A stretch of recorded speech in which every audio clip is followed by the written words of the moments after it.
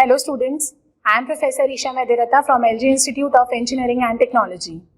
In the previous video, we had started with fourth chapter of our syllabus, that is measurements, and we had covered what is a four-probe method, what are the benefits and applications of four-probe method, and a parameter known as sheet resistance.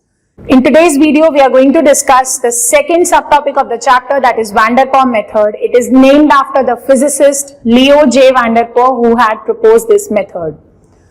Let's see what Van der Pol method is. So it was proposed by Leo J. Van der Pol in the year 1958.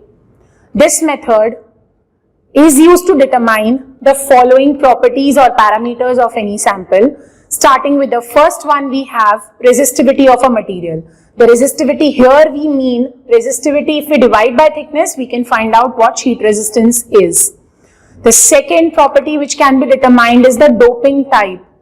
You very well know what a p-type and n-type semiconductor is. But when you get a sample of semiconductor, just by having a sample, how will you determine whether it's a p-type or n-type? Whether it has been doped by trivalent impurities or pentavalent impurities. So this doping type is determined by this method. Next we have carrier density of majority carriers. Suppose we say a sample is a p-type material, so it will be having holes as majority carriers. So what are the number of charge carriers with respect to a unit volume, that can also be determined by this method. Last parameter is known as mobility of charge carriers, that is denoted by mu. So all these parameters can be determined using Van der Pol method. Moving ahead, we have, these are the conditions. Let us define some conditions. Let us understand some conditions which must be satisfied if we are going to use the Van der Pol method. So starting with the first one, it says sample should have a flat shape of uniform thickness. Thickness of the sample should be uniform throughout, and the shape should be a flat shape. It should not be uneven shape. Thickness should be uniform. Doesn't mean you should have only a square or a rectangular sample. You can have any sample, any shaped sample, but the thickness has to be uniform. Next we have, sample should not have any isolated holes. Next we have, sample should be homogeneous. It should have a uniform composition. So that is the meaning of homogeneous. Next we have, four contacts should be located at the edges only. Whatever shaped sample you are taking, you should have four different contacts, because we will be using four probes or four cables. Now these four contacts should be made on the surface, and they should be at the periphery, at the edges only. They should not be made inside the sample, because that will lead to incorrect measurement. And lastly we have, the sample thickness should be very less as compared to width and length of sample. Width and length can be more, but the thickness has to be very, very small as compared to the other two parameters. So keeping all these conditions in mind, let us move ahead and start with resistivity measurement. Now this Van der Pol method is divided again into two categories. One is without using magnetic field. The other part is by using a magnetic field. So the first part, wherein magnetic field is not required, is known as resistivity measurement. So let us start with resistivity measurement first. What should be done while using this method for resistivity measurement? So four contacts, 1, 2, 3, 4 should be made counterclockwise. Counterclockwise means anti-clockwise. Next we have, all the four ohmic contacts should be of the same material. The same material should be used to make all four contacts. Next, same batch of wire should be used as probes for all the four contacts, because if you use a different material, a different composition, resistance readings would be incorrect. So all contacts should be of the same material, and all probes should be made up of the same batch of wires. Now let's see how are the measurements done. The measurements are divided into two parts. One is known as the vertical measurement, which is shown in the diagram here. Just look at the sample. Just for explanation purpose, it is taken as a square with a thickness t. The contacts are labeled as 1, 2, 3, 4. Next you have contact. You can just see from the diagram that all the four contacts are made at the edges only. In this measurement, what is done, this particular diagram shows vertical measurement. Vertical measurements means we will be connecting the emitter across the edges 1, 2 and across the edges 3, 4. So in this diagram you can see that current is injected from 1 and taken out from 2. So there is an emitter connected between 1 and 2, and there is a voltmeter which is used to measure potential difference is connected between 3 and 4. Next part, so in this vertical measurement we will connect the emitter between 1 and 2 and then between 3 and 4. The next set of readings are known as horizontal measurements, and in the diagram you can see that horizontal measurements, the emitter is connected either between 1 and 4 and then we will be connecting it against 2 and 3, between 2 and 3. So all 4 diagrams are not shown here, but how are we going to measure these vertical measurements? So following parameters are defined before we start the measurements. The first parameter says rho is equals to resistivity of the material. The next parameter, D, is the thickness of the conducting layer or the sample which we have taken. Next, I12. What do you mean by that word, by the term I12? That current is injected into contact number 1 and it is taken out from contact number 2. So 1 to 2 means injected from 1 and taken out from 2. Next we define V43, that is the DC voltage which is measured between the contacts 4 and 3. Next, vertical measurements are calculated as, I just explained you in the diagram that between 1 and 2 the emitter is connected. The first reading is current injected from 1, taken out from 2. And second, what will be done? I21. So injected from 2, taken out from 1. Then the entire emitter is shifted between the contacts 3 and 4. There also we will take 2 readings. I34 means current injected from 3, taken out from 4. And I43 means current injected from 4, taken out from 3. And correspondingly, all the 4 voltage measurements are done. And we define the resistance as listed here. Then how do we take horizontal measurements? Horizontal measurements means we connect the emitter between 1 and 4. So I14 means current injected from 1, taken out from 4. And I41 means current injected from 4, taken out from 1. Then what we do is we connect the emitter between 2 and 3. So I23 means current injected from 2, taken out from 3. I32 means current injected from 3, taken out from 2. And this is how the resistance measurements while taking horizontal measurements is done. Moving ahead, we have combining all these measurements, I can write are vertical. We have taken 4 measurements which we denote as vertical, and these 4 resistance measurements are R1243 plus R3421 plus R2134 plus R4312 divided by 4, the average of R vertical. The R horizontal measurements are R2314 plus R3241 plus R4132 plus R1423 divided by 4. Now, the Van der Pol formula can be written as e raised to minus pi r vertical upon Rs plus e raised to minus pi r horizontal upon Rs is equals to 1. This is a standard formula which was defined by Leo J. Van der Pol. And now what we do is we assume R vertical is equals to R horizontal is equals to R. See, we have the same sample, we have the same current source, and we have the same voltmeter. So what we are doing is we are just swapping the emitters and voltmeters and taking different measurements. But actually the value of R in all 8 measurements should be the same. So if we consider the case R vertical equal to R horizontal equal to R, then our formula will be reduced to e raised to minus pi r upon Rs plus e raised to minus pi r upon Rs is equals to 1. We have written R in place of R vertical and R horizontal. And now this gives us 2 into e raised to minus pi r upon Rs is equals to 1. And this gives us pi r upon Rs is equals to ln 2. Because we have an exponential term, we are taking logarithm. And this gives us the value of Rs as pi r upon ln 2. Or you can say 4.53 into R.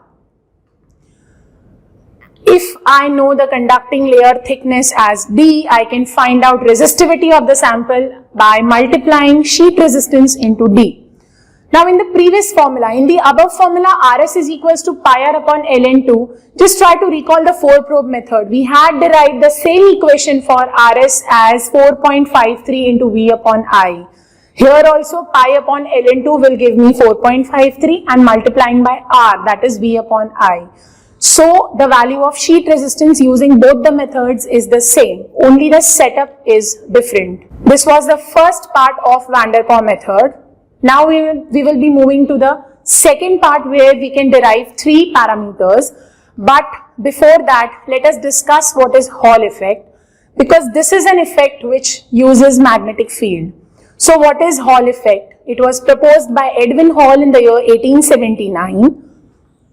Hall effect says that production of potential difference across an electrical conductor when a magnetic field is applied in a direction perpendicular to the flow of current.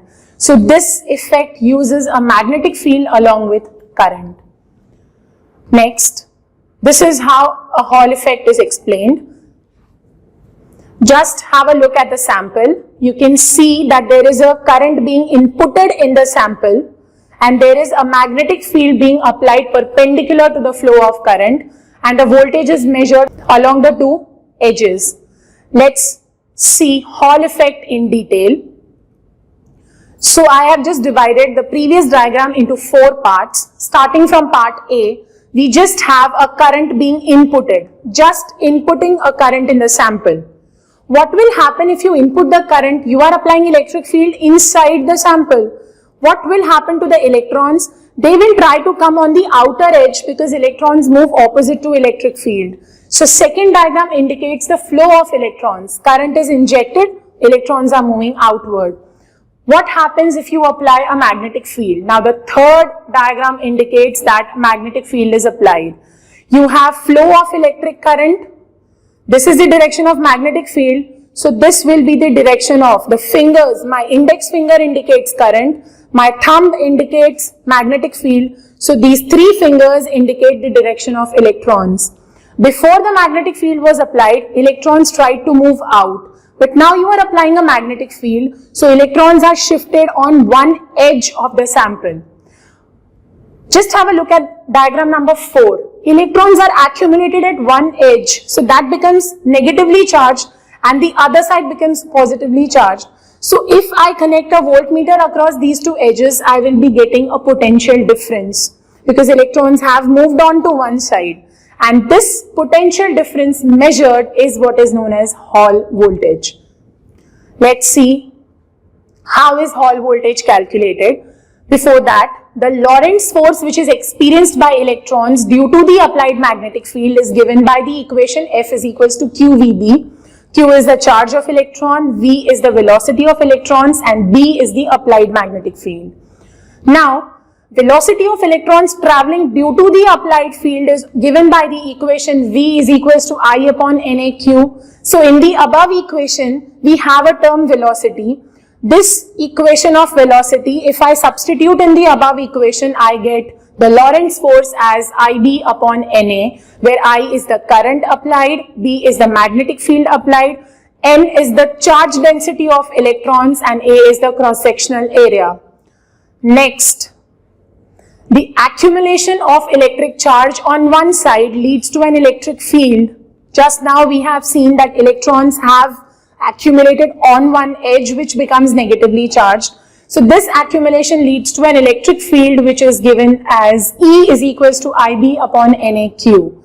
You know that electric field is force upon charge. So from the above equation of force, we can define E as IB upon NAQ. We have just divided by charge. Moving ahead, magnitude of Hall voltage is the strength of electric field multiplied by the width. Now this Hall voltage we are getting across the width of the sample, and so we define Hall voltage as WIB upon QNA. It is just multiplied by the width. Now you know that area is equals to width into thickness. So substituting the equation of area as W into T, W from the numerator and denominator gets cancelled out, and we are left with VH is equals to IB upon QNT.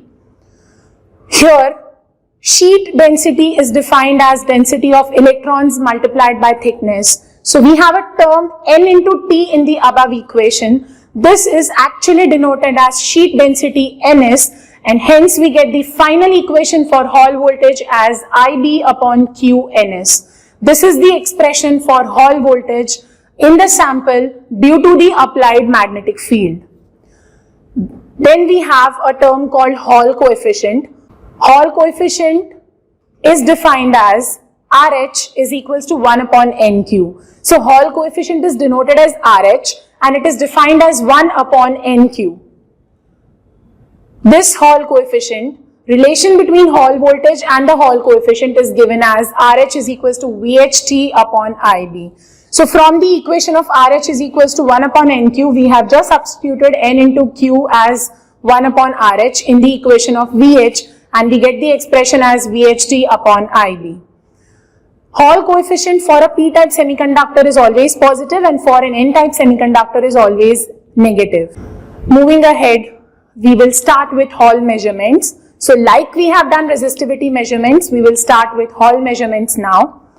Now in this case, Hall voltage measurement is carried out in the presence of electric field. So in the previous method, what we did, we had taken a set of 8 measurements, 4 vertical, 4 horizontal. But now in this setup, what is done? Diagonal measurements are taken. Diagonal means current is passed from 1, taken out from 3, then 3 to 1, 2 to 4, 4 to 2. So total 4 set of measurements are taken with B pointing in positive Z direction, and 4 set of measurements will be taken with B pointing in negative Z direction. You can see in the second diagram a coordinate system is indicated, which indicates the 3 different axes. Now we will define the parameters same like the previous method. Defining the parameters, rho is equals to resistivity of the material. Then we have B is the constant and uniform magnetic field. This magnetic field should be positive when it is pointing towards positive Z axis and negative when it is pointing towards negative Z axis. Then we define I13 as current which is injected into contact number 1 and taken out from contact number 3. And then we have V24P, which denotes Hall voltage, which is measured between the contacts 2 and 4. 24P means magnetic field is pointing in positive Z direction. So now let us discuss how the measurements are taken.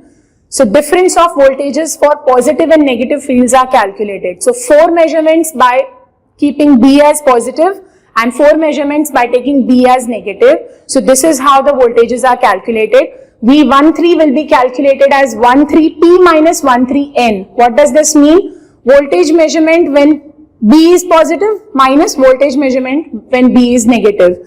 So this will give us total 4 different sets of readings. And then we calculate the overall Hall voltage by averaging all 4 as V13 plus V24 plus V31 plus V42 upon 4. So this gives us the value of Hall voltage. And this Hall voltage will be used to find out the different parameters. Let's see how.